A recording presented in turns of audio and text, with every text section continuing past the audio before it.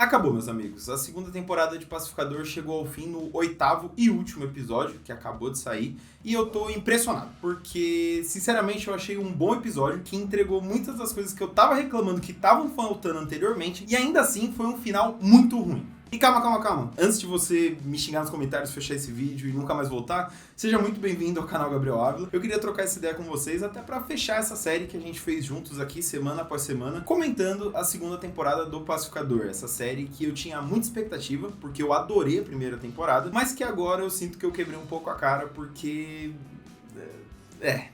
Esse último episódio começou com o flashback do barco, né, do famoso barco que tá ali na cabeça do Pacificador a temporada inteira, que fez ele perguntar pra Emilia Harcourt todos os episódios praticamente, que logo que começou essa cena, que eu entendi o que tava acontecendo, eu já fiquei meio, por que você tá me mostrando isso, James Gunn? Porque, assim, é uma parada que a gente já sabe, o Pacificador martelou tanto isso ao longo dos episódios que, assim, eu não preciso ver eles no barco, eu sei o que aconteceu, por mais que eu não tenha os detalhes, né? Mas, enfim, a gente tem esse flashback aí, a gente vê eles lá num super clima de romântico, o Pacificador fazendo ela passar vergonha, sabe? Todo um negócio comédia romântica que termina mal, né? Termina com eles dando um beijo, ela não querendo esse relacionamento, não querendo se comprometer pelos motivos que ela mesma já falou nos últimos episódios e fugindo. Que foi o que descaralhou a cabeça dele e tudo mais. E aí depois do flashback a gente tem ali o Pacificador no momento presente, né, onde ele tá preso, sem querer receber visita, porque ele se considera o culpado de tudo de ruim que acontece no mundo dele e nos outros mundos, então pra proteger as pessoas que ele ama, ele quer distância. Então ele não aceita visita na cadeia. E enquanto o Pacificador tá preso, a Argus tá usando a tecnologia dele pra visitar outros mundos. E no primeiro momento a gente não sabe exatamente o porquê que eles estão fazendo isso, mas depois é descoberto que eles estão procurando um planeta que seja habitável,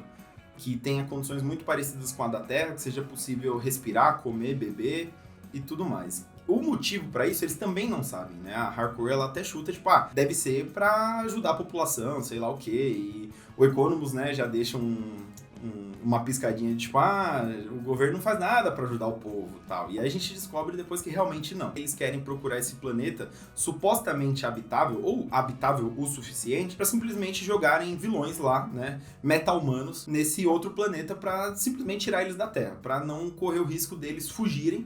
Né, o Rick Flag, inclusive, quando ele tá apresentando a proposta dessa prisão interplanetária, ele fala, tipo, lugares tipo Arkham e a Belle Reve não aguentam esse tipo de prisioneiro. Tem gente escapando de lá toda semana. Que é uma piadinha que eu achei bem esperta com os gibis, que é meio isso, né? Acho que boa parte dos gibis do Batman começa com isso. Tipo, o Coringa fugiu e agora ele tem que buscar ele, sabe? É meio que o de sempre. Então, a ideia do Rick Flag pai, contaminado pelos papos do Lex Luthor, é essa: criar uma prisão que eles não possam fugir, né, esses criminosos. E aí tem duas coisas dessa cena que eu achei curiosas. A primeira é que o Rick Flag pai meio que vira um novo Lex Luthor, né? Que é algo que o próprio episódio diz, literalmente com todas as palavras, porque nessa temporada, não sei porque, o James Gunn meio que virou inimigo do subtexto, ele tem que falar literalmente o que tá acontecendo, e isso é falado, né? Tipo, o Rick Flag, ele caçou o Lex, né? Ele foi contra as coisas que o Lex fazia, mas agora tá fazendo igual. E isso eu acho que é um complemento, né? Um passo acima do que eu tinha comentado no episódio em que o próprio Lex Luthor aparece, que esse enredo me lembra muito um momento histórico da história real, né? Que os Estados Unidos viveu, em que após a Segunda Guerra Mundial eles recrutaram um monte de ex-funcionários do partido nazista para trabalhar para os Estados Unidos, né? Eles incorporaram os inimigos deles, né, gente responsável por fazer barbáries, pra trabalhar pra eles, né, com a desculpa de que, tipo, não, a gente precisa muito vencer a Guerra Fria, né, a gente precisa vencer a União Soviética. E aí parece que o James Gunn tá fazendo isso no DCU com os meta-humanos, né, a Guerra Fria entre o governo dos Estados Unidos é com os meta-humanos, que é uma bandeira que o Lex Luthor levantou no filme Superman, e que agora, aparentemente, vai se tornar um tema muito grande, porque, eu acho que eles não vão simplesmente mandar um monte de criminoso famoso pra outro planeta sem que ninguém sabe. Então, eu acho que isso vai virar motivo de conversa nos próximos filmes, séries e tal da DC. E a outra coisa é que essa dinâmica de mandar criminosos pra outro planeta, pra eles não poderem fazer maldade onde vocês moram, é meio que a base da Zona Fantasma, né, do Superman, em que os kryptonianos faziam isso, né, eles mandavam criminosos, como o Zod, né, o General Zod, ele é mais associado a isso, eles eram mandados pra Zona Fantasma, que era meio que uma dimensão onde eles ficavam presos mesmo e não poderiam fazer mal a Krypton e tudo mais. Só que, além da própria Zona Fantasma, esse planeta, ele tem base nos quadrinhos, que o planeta ele se chama Salvação, né, como o próprio Rick Flag diz, e tem um gibi, um arco, uma minissérie, que gira em torno exatamente disso, onde o governo dos Estados Unidos, né, principalmente o Rick Flag e a Amanda Waller, eles decidem mandar supercriminosos para um planeta chamado Salvação e deixar eles se virarem lá, deixar o pau quebrar. Tanto que eles mandam, claro que, né, pro gibi funcionar, eles mandam os caras com os trajes, as armas dele, que se foda, né, o governo não tá nem aí, se eles se matarem é até melhor pro governo, vamos falar a verdade. E esse é um gibi, assim, não é muito famoso, não é um baita clássico, nem nada, mas que saiu aqui no Brasil como O Planeta dos Condenados. Saiu em 2 revistas, 2 partes e tal. Que,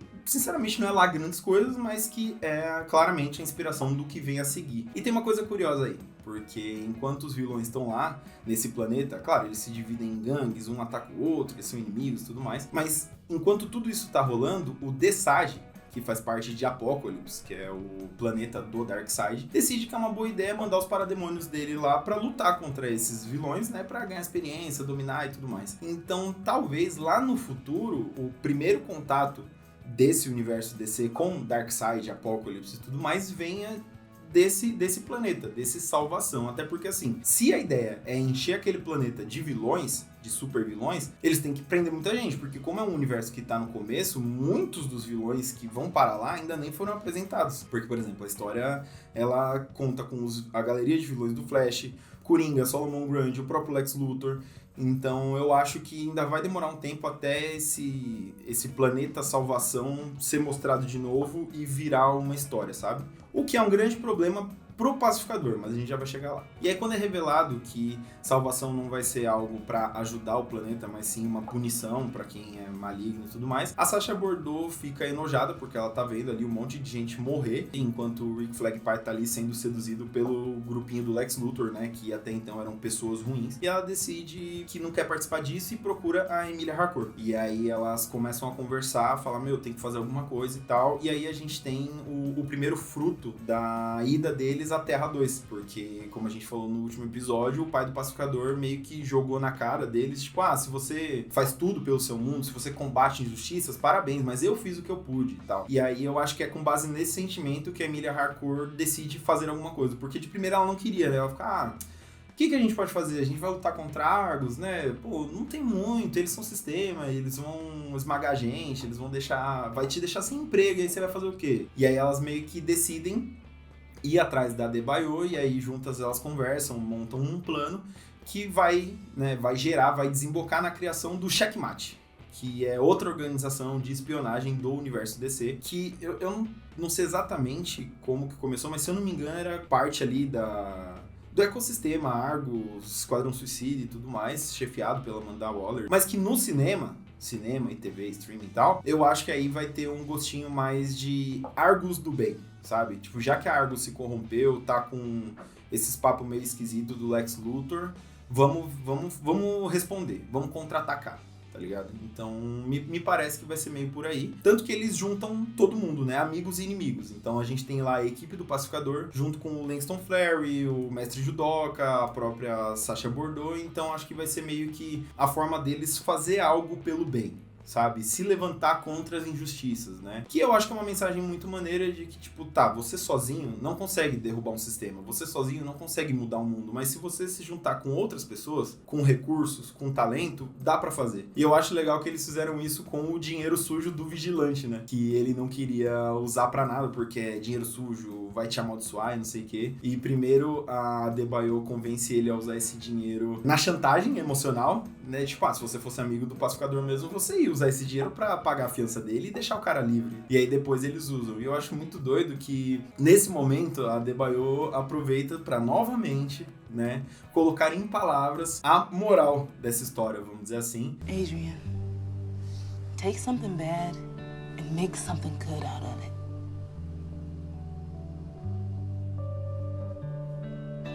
Porque uma coisa que eu gostei de verdade desse episódio, que enquanto tava rolando eu fiquei, caralho, finalmente, são os momentos de ternura, sabe? São os momentos em que coloca os holofotes nos protagonistas, né, na equipe ali do Pacificador, e deixa eles brilhar. Então você tem ali um momento ali de carinho do Economus com a Eagly, e depois a Igli retribuindo, né?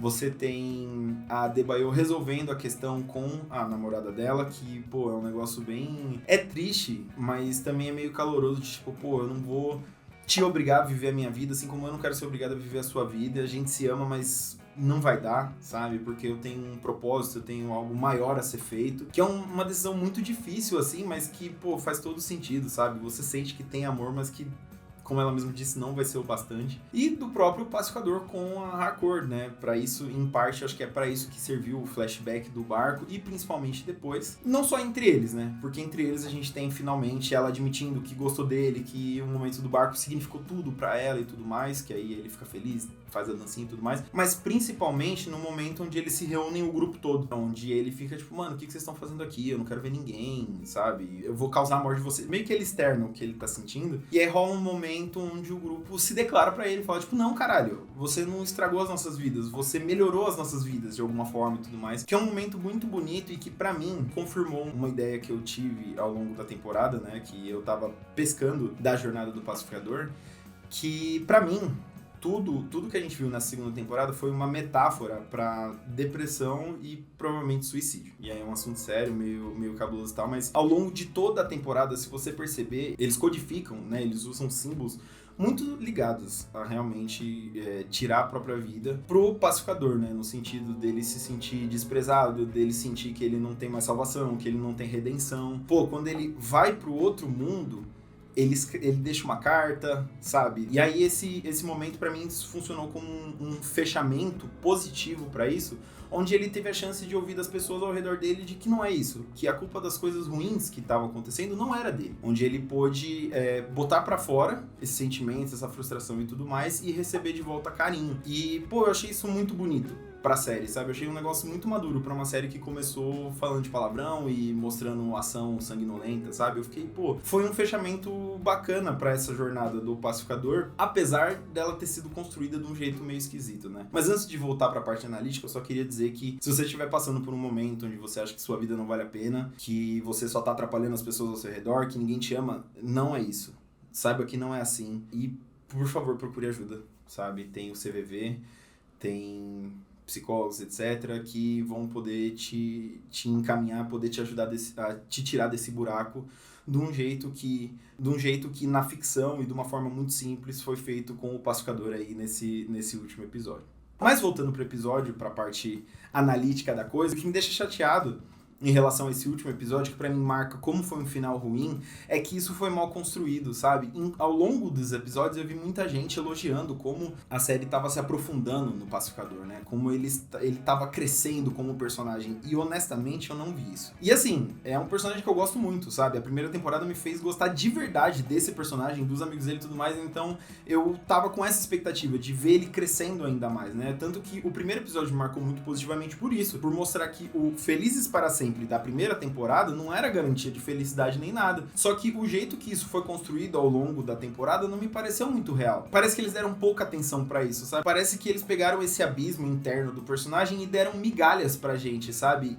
E entender e ir conjecturando mais ou menos o que tá acontecendo até ter esses momentos de explosão emocional, né? Tanto que no penúltimo episódio, um momento onde ele diz que queria ter uma família, onde ele grita pra galera parar de matar o irmão alternativo dele e tudo mais. E nesse episódio, nesse momento onde todo mundo conversa com ele e tal, foram catarses, né? Foram meio que a cobertura de um bolo que foi mal cozido, vamos dizer assim, sei lá. É o terraço de um prédio que a base tá meio torta, sabe? Foi meio mal feita, pelo menos foi isso que eu senti. E isso se deve muito, muito mesmo, à dificuldade do James Gunn de contar essa história sobre esse personagem, ao mesmo tempo em que ele quer expandir o universo DC, ao mesmo tempo em que ele quer planejar o próximo capítulo, sabe? Eu tô gravando esse vídeo um dia depois que o episódio saiu, e eu já vi entrevistas dele falando, tipo, não, porque isso vai ser importante no próximo filme do Superman e na história maior que a gente tá contando e tudo mais, e tipo, pô, legal, eu acho que dá pra fazer as duas coisas, mas ele não conseguiu, a execução foi ruim, sabe? E é com esse gosto amargo que a temporada chegou ao fim pra mim, porque aí nos momentos finais a gente tem, né, o que seria um novo Felizes para Sempre, com eles formando a Argus e tudo mais, a gente tem o pacificador sendo sequestrado pela Argus, né, pelo Rick Flag pai, que fala, tipo, ó, já que você matou meu filho, eu não posso te matar, mas você vai ficar preso aí nesse planeta sozinho, sem nada, e é isso. Meio que ele se vinga do pacificador, jogando ele pra ser a cobaia de salvação, né, desse novo planeta. E assim, beleza.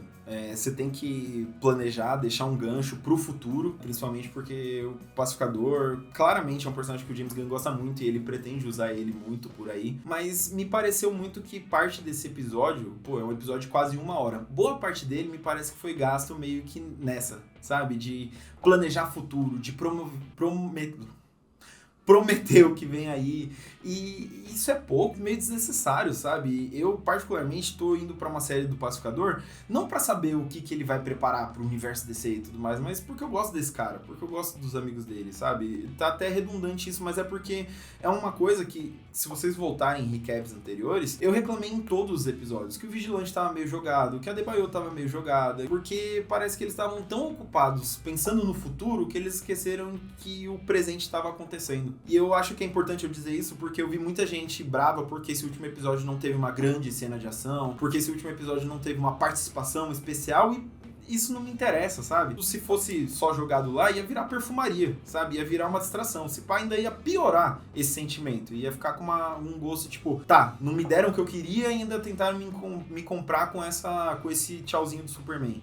Tá ligado? Que só ia atrapalhar as coisas. Então, o meu problema foi justamente o James Gunn meio que trair o que tornou a primeira temporada tão boa. Porque a primeira temporada eu assistia com gosto, comentava com quem tava assistindo e indicava pros meus amigos como algo diferente. Um negócio que ainda é super-heróis, mas é diferente. Que é divertido, que é satírico, que é emocionante, que é bem construído. É uma história bem contada, sabe? Eu fiquei, caramba, o James Gunn realmente fez uma limonada com esse limão, que é o personagem mais detestável de um filme que, na época, não foi muita gente que viu. E aí o que eu sinto é que essa segunda temporada pegou essa limonada e jogou fora, tá ligado? Ou quis misturar com outros ingredientes pra deixar o negócio ainda mais saboroso e te pegar de surpresa, e acabou perdendo o gosto. Deixou ela meio aguada, sabe? Eu não queria que ele pegasse esse outro suco de olha o futuro da DC e jogasse nessa limonada, tá ligado? Eu queria novos ingredientes que deixassem ela mais docinha, mais azeda, sei lá.